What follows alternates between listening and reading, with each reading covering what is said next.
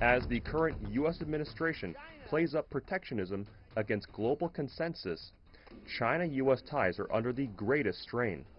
On Sunday, China released a white paper on China's stance on China-U.S. trade talks, which points out that the U.S. government has backtracked on its commitments in the China-U.S. trade negotiations and should bear the sole and entire responsibility for the stalled talks. On Monday, China's Ministry of Education issued an alert for studying abroad, saying some students suffered visa restrictions from the U.S. However, many in America remain clear-headed. On Monday, the U.S.-based Institute of Electrical and Electronics Engineers, or IEEE, reversed its restrictions on Chinese company Huawei and its 68 affiliates. In times of political uncertainty, it's important that the people-to-people exchanges between the two countries power on.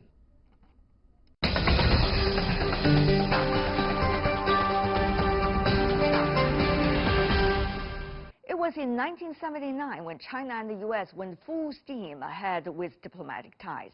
That same year, a group of college students from Brigham Young University became one of the first American entertainers to perform in China. For Chinese audiences then, it was something new and exciting. And for the young American performers, China was completely exotic and fascinating. Since then, the Utah private university had done more than 30 tours in China, making a name for itself among the Chinese. This year, to celebrate the 4 decades of ties and friendship, the university brought its largest show yet to the stage in Beijing. It has more than 200 students performing and participating in cultural exchange programs in Beijing, Shanghai, Xi'an, and many other cities. You know, it's not just about the cultural performances itself, but rather the history that this university has been walking with the Chinese people over the past 4 decades. As a result, I sat down with Kevin Worthen, who is the president of the BYU. We started our conversation from back in 1979 when Mr. Worthen was still a BYU student himself, who heard about the tour to China from his friends on campus. What was it like, the very first performance of Brigham Young in China at Hong Ta Theater in downtown Beijing? Well, I was not present at that time. I know, you were very young at the time. Actually, I was a student at BYU at the time. You were? I was. Okay. And had grown up in an era in which there had been no diplomatic relationships between the People's Republic of China and the United States. So it was quite newsworthy when this group from Brigham Young University had the opportunity to come to Beijing and perform. And it turned out to be one that is remembered very well on campus. Since that time, students hear the stories of the impact that was had. I wondered about those stories myself, how true they were. Over time, some stories get exaggerated. What were those stories? You're making me really curious. It was about how students or people in China would see on CCTV looping Thanks reruns. for mentioning our name. Yes, would see reruns of the performers from BYU early in the early years after they had been here, and how influenced they were to think of one of the great universities of the United States was BYU, was Brigham Young University. And I came to China 3 years ago for my first visit, and I visited with various people who were about my age or a little bit younger. Many of them confirmed the stories that they too had this image of Brigham Young University and of the United States because of the group that had come here. 1970s, the end of the 1970s, when the Chinese, almost all of them either in blue or in green or on bicycles, watched this performance of girls being thrown around in the air, you know, singing a very different way coming from the U.S., so different from the revolutionary songs. Have you ever imagined what it was like for the Chinese? I'm sure when the students coming back from China, they must have been talking. Well, the one thing that I heard mostly was how warmly received they were by the people, who again spoke a different language, come from a different culture, at the time viewed for many of their lifetimes as almost not only foreigner but enemies, so to speak. And that they were not that different than people may have thought from what we were. I know your students have been not only performing, but also they're enjoying themselves a little bit in Yes. Beijing. probably they're going to talk about it as you are talking to me right now, 3 decades later. What have they told you so far? Do they really talk to you? They do. Yeah, they may be more reserved with me than they are with other people. My guess is for many of them, for most of them, this will be the single biggest event during their university years. The thing that not only they remember, but that actually shapes them in many ways, that's transformative in terms of how they view the world, how they view the things they've been studying. And again, seeing the common humanity that people share and the enthusiasm they feel from people around them. And now I'm with 4 of them coming from Brigham Young University dancing and singing troupe. I'm Skylar Hunter. I'm from California. So I'm on the dunk team, the basketball dunking acrobatic team.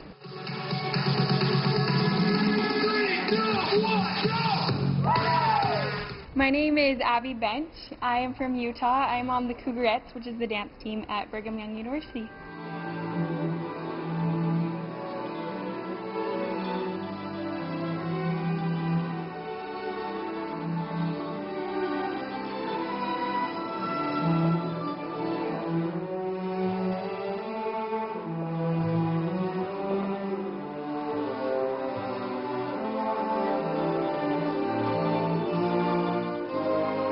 I'm Hannah Dally, and from Utah, studying music dance theater.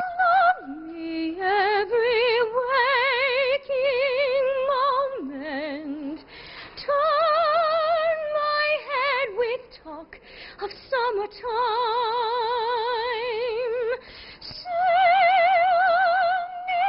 Sing me with you here beside you. Promise me that all you say is true.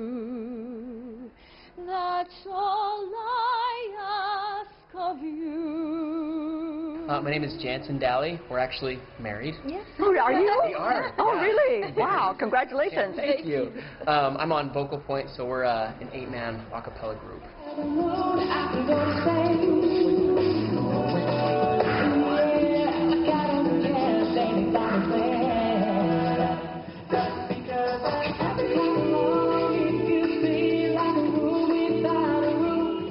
I heard you've been traveling around China, starting from Beijing. Yes, yes. We love the Great Wall. It was beautiful. When you are coming into a country different from yours, how did your parents and friends see this? They were thrilled. They couldn't be more proud. My parents, I think, are excited and a little bit jealous that we're here in China.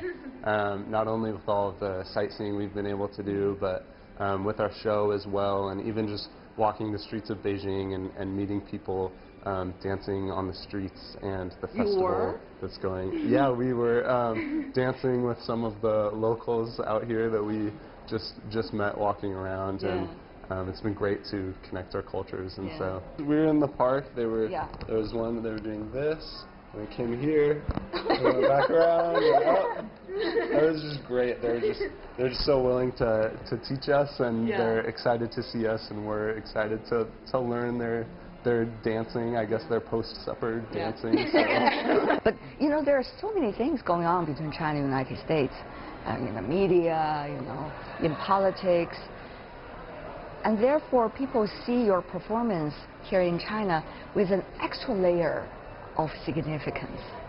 Do you also see it that way?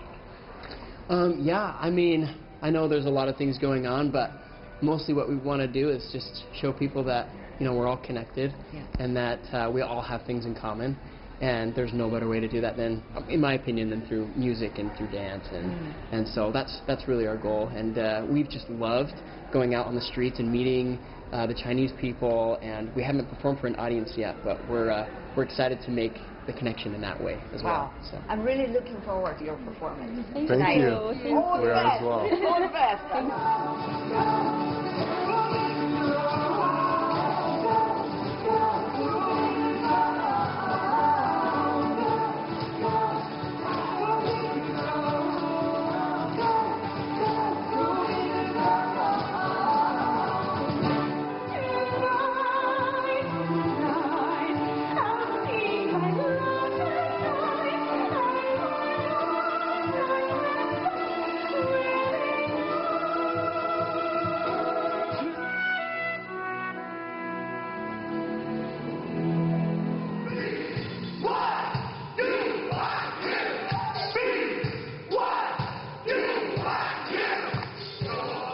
You think about it, President Worthen, you know, Brigham Young University coming from the state of Utah, this almost has nothing to do with politics in a way.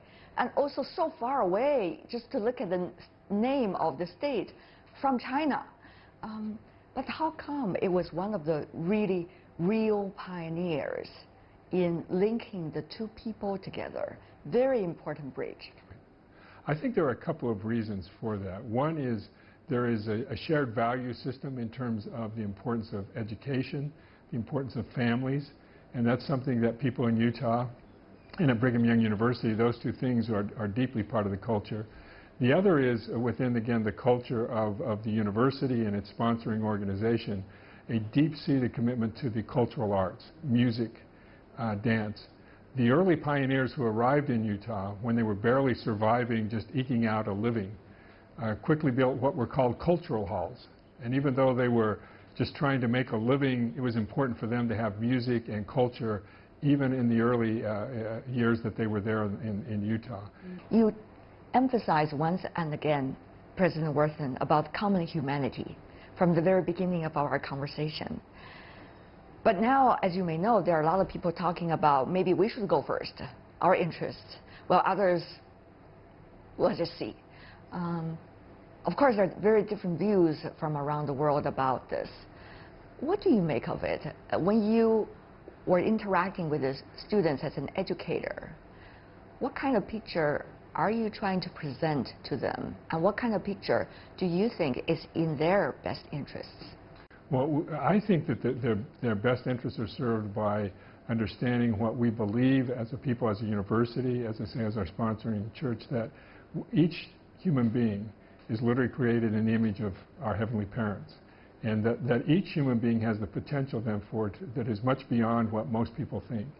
And that while each of us has our own particular flaws, each also has within us the ability to do extraordinary things. And that's how they should view people, wherever they're at in their station in life, whatever the situation of the people. That's why I do emphasize the common humanity, to say we are all not only have things in common, but have great potential, greater potential than most of us realize.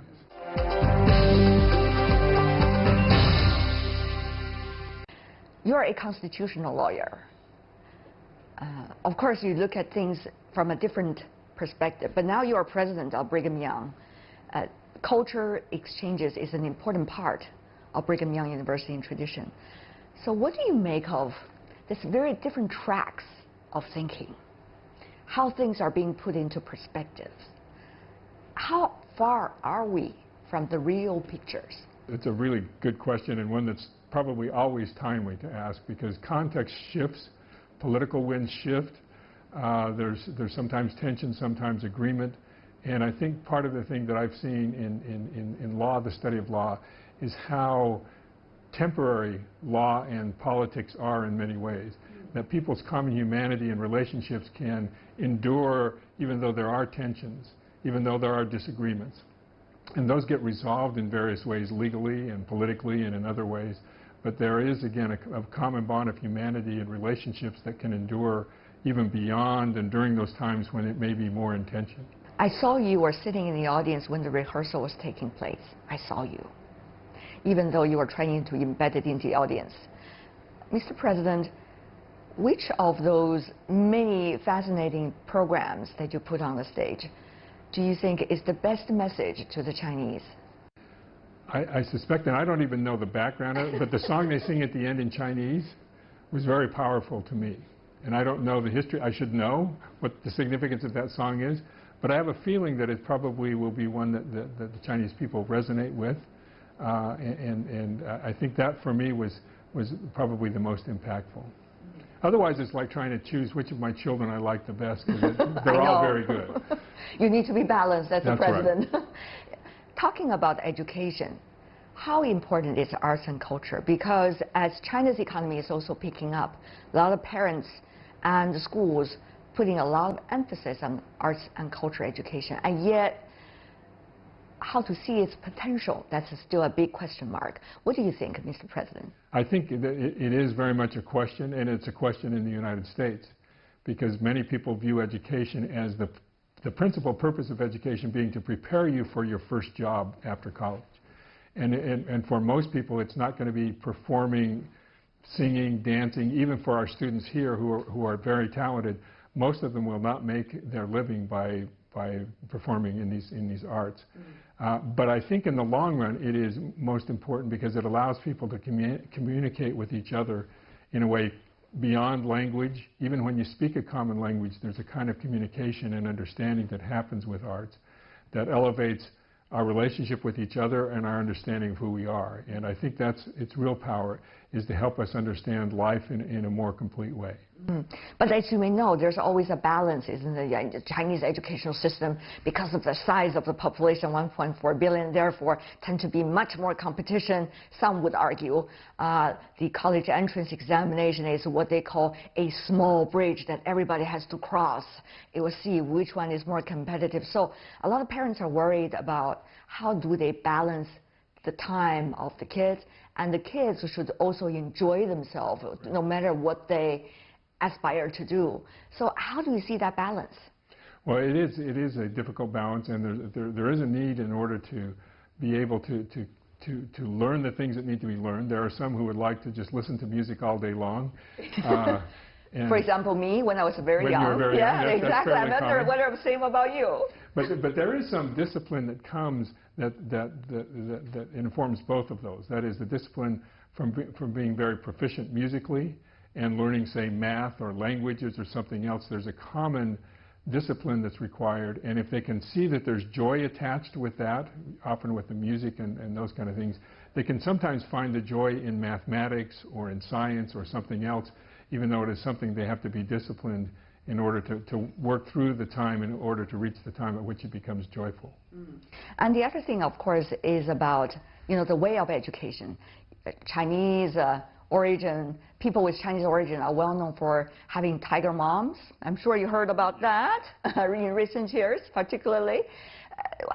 But people are debating here in this country about what kind of educational approach to be the best for the kids, including in university. So what do you think, Mr. President?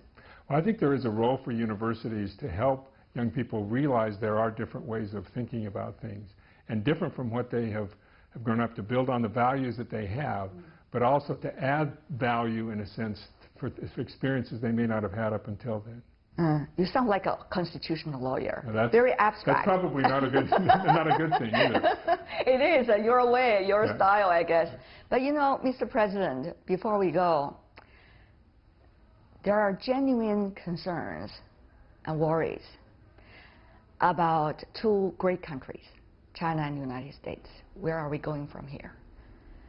Whether we are leaving a better future and a better potential for the next generation, or this generation gonna fail the next few generations. President Worthen, as an educator, as a constitutional lawyer, as someone who got to know the exotic China for more than 40 years, what do you think? I'm optimistic about the future. Really? Where is that optimism based on? Based on our past experience. I'll use as one example just what we talked about. If you look at what's happened to both China and Brigham Young University in the last 40 years, it's been remarkable. I don't think either would have predicted, and particularly there's one member of the group here, Randy Booth, who was there in the very beginning in 1979, now here again 40 years later.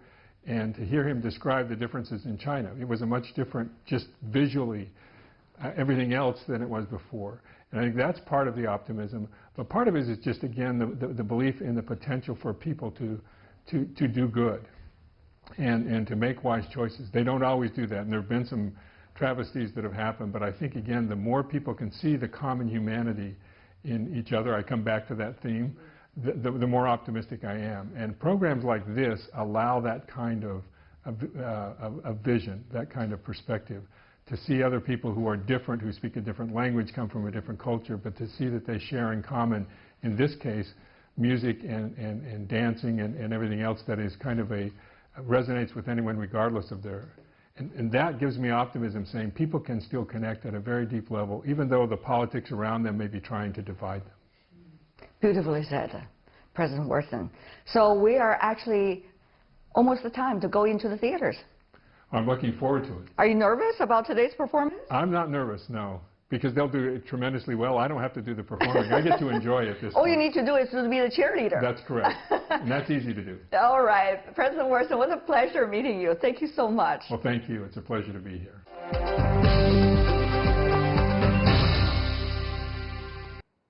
And that is all the time we have for today. If you'd like to see more, try to find us, World Insight, CGTN into your search engine, or check out our YouTube channel. You can also follow us on Twitter, Facebook, and Sina Weibo. From me, Tian Wei, and to everyone on the World Insight team, thanks for watching, and tune in again next time for more insight across China and around the world.